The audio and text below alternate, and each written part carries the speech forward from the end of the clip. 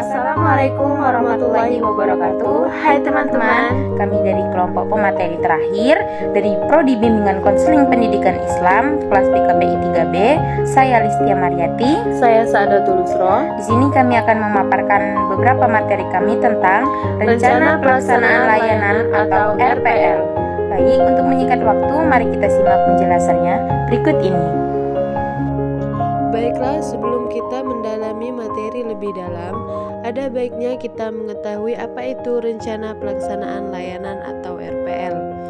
Jadi, Rencana Pelaksanaan Layanan BK atau RPLBK merupakan perangkat guru, bimbingan, dan konseling yang harus disiapkan dalam rangka melakukan pelayanan bimbingan dan konseling tahap pertama dalam pelayanan konseling terhadap peserta didik, yaitu perencanaan pelayanan yang diwujudkan dengan kegiatan penyusunan rencana pelaksanaan layanan BK, yaitu hakikat RPL.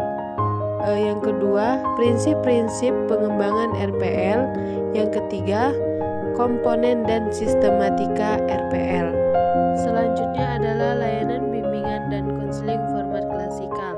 Penyelenggaraan pelaksanaan BK dapat dilakukan kapan saja dan dimanapun juga, sesuai dengan kesepakatan antara sasaran pelayanan atau konseli dengan pihak yang melayani, guru BK atau konselor, pada satu satuan pendidik, khususnya satuan pendidikan dasar dan menengah. Pelayanan BK diwarnai oleh kondisi dasar yang ada pada satuan pendidik yang dimaksud, terutama implementasi kurikulum, kondisi peserta didik pada umumnya, dan lingkungan fisik, sosial, psikologis yang ada dan waktu yang tersedia, baik di dalam maupun di luar waktu pembelajaran. Selanjutnya A. Hakikat layanan format klasik.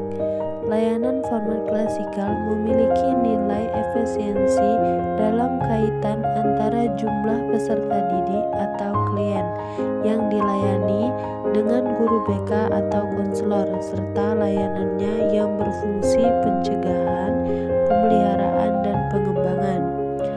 B. Tujuan dan manfaat layanan format klasikal. Materi layanan format klasikal yang dikembangkan dalam bidang belajar peserta didik bertujuan sebagai berikut. Yang pertama, merencanakan kegiatan penyelesaian studi. Yang kedua, pengembangan karir serta kehidupan peserta didik masa yang akan datang. 3. Mengembangkan potensi dan kekuatan yang dimiliki peserta didik secara optimal. 4. Menyesuaikan diri dengan lingkungannya. Yang terakhir, 5. Menyelesaikan permasalahan dalam belajar atau mencapai kesuksesan dalam mencapai tujuan belajar. C. Strategi layanan format klasikal.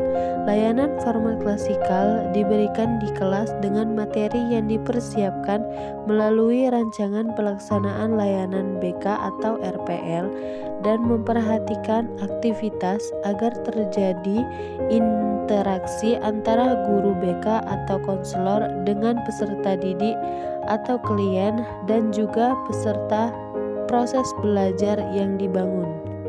Selanjutnya, langkah-langkah layanan format. Format layanan klasikal terbagi dalam 3 bagian, yaitu permulaan, pertengahan, dan akhir, atau pendahuluan, inti, dan penutup. Berikut diuraikan kegiatan-kegiatan pada tahap tersebut. Yang pertama, tahap permulaan. Peserta didik melakukan review terhadap tujuan yang ingin dicapai, mencatat perkembangan dirinya, memonitor perkembangan dan kaitan dengan kebiasaan dalam kehidupan sehari-hari peserta didik. Kedua, tahap pertengahan. Peserta didik belajar keterampilan dan strategi baru yang bermanfaat dalam kehidupannya. Ketiga, tahap akhir. Konselor harus mampu mengajak peserta didik untuk melakukan refleksi, berbagi pengetahuan dalam membuat desain atas tujuan yang diinginkan. Selanjutnya, peran guru BK atau konselor dalam layanan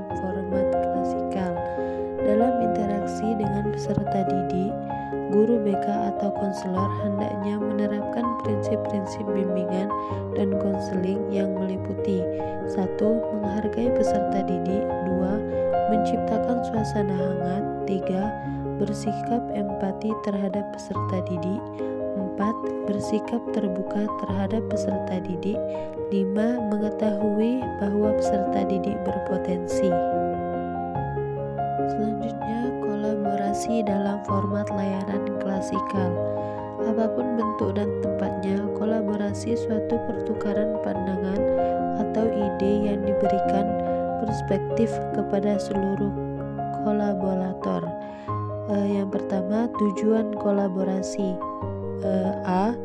Menjalin hubungan baik antara konselor, konseli, serta pihak lain sehingga ketika terjadi permasalahan yang membutuhkan pihak lain, konselor dapat dengan mudah melakukan penenangan. B. Konselor mampu membantu siswa menyelesaikan masalah yang dihadapi dengan baik. C. Memberikan berbagai informasi yang dibutuhkan konseli melalui pihak-pihak lain. Adapun yang kedua yaitu berbagai bentuk kolaborasi. Yang pertama, kolaborasi dengan psikiater. Yang kedua, kolaborasi dengan lembaga kesehatan. Yang ketiga, kolaborasi dengan pihak berwenang atau polisi. Yang terakhir adalah kolaborasi dengan disnaker. Kemudian, yang ketiga, hubungan kolaborasi dengan berbagai aspek. Yang pertama, hubungan dengan aspek pribadi sosial. Yang kedua, hubungan dengan aspek akademik. Dan yang terakhir adalah hubungan aspek dengan karir. Materi selanjutnya yaitu menyusun rencana, praktek, penilaian, dan tindak lanjut layanan format klasikal. Yang pertama, menyusun rencana pelaksanaan layanan format klasikal. Yang kedua, melaksanakan layanan format klasikal. Yang ketiga, mengevaluasi dan tindak lanjut. Kemudian, layanan BK format kelompok. A. Hakikat bimbingan konseling kelompok. B. Tujuan bimbingan kelompok. C. Topik-topik dan pihak yang mendukung bimbingan kelompok.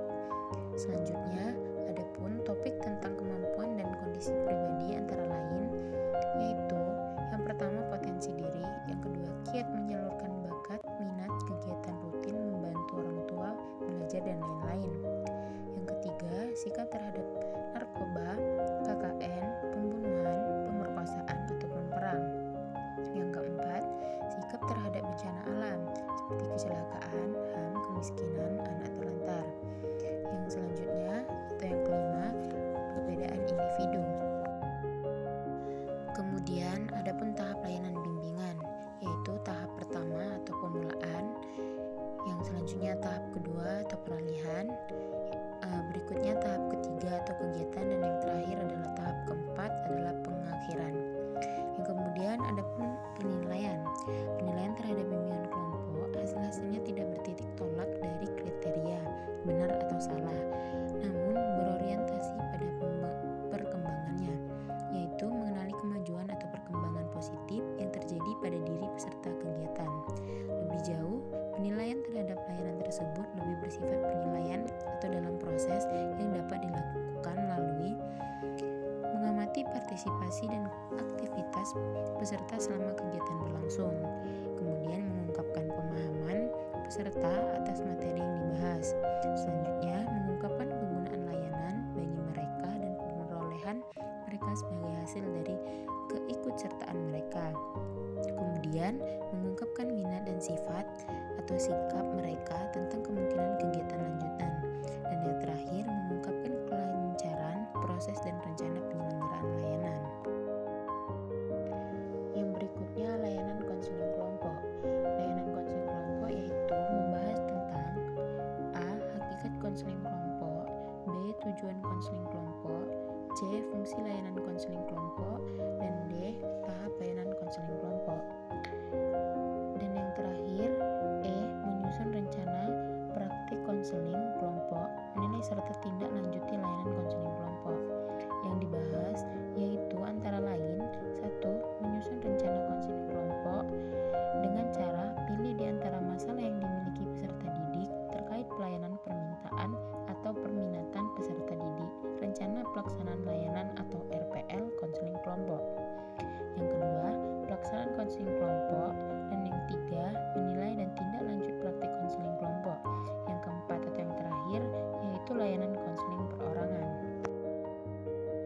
Adapun bagian dari layanan konseling kelompok perorangan, yang pertama membahas tentang pengertian, yaitu analisis, sintesis, diagnosis, dan prognosis.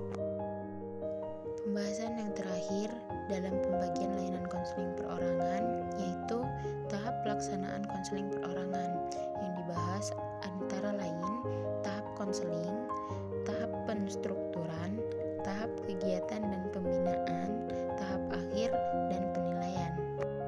Baiklah kepada teman-teman, mungkin hanya itu saja yang dapat kami sampaikan dalam video kali ini. Semoga bermanfaat untuk kalian semua. Dan apabila terdapat kesalahan kami mohon maaf, dan kepada Allah tak lupa mohon ampun. Dan kami akhiri dengan wabillahi taufiq wal hidayah. Wassalamualaikum warahmatullahi wabarakatuh. Sampai jumpa.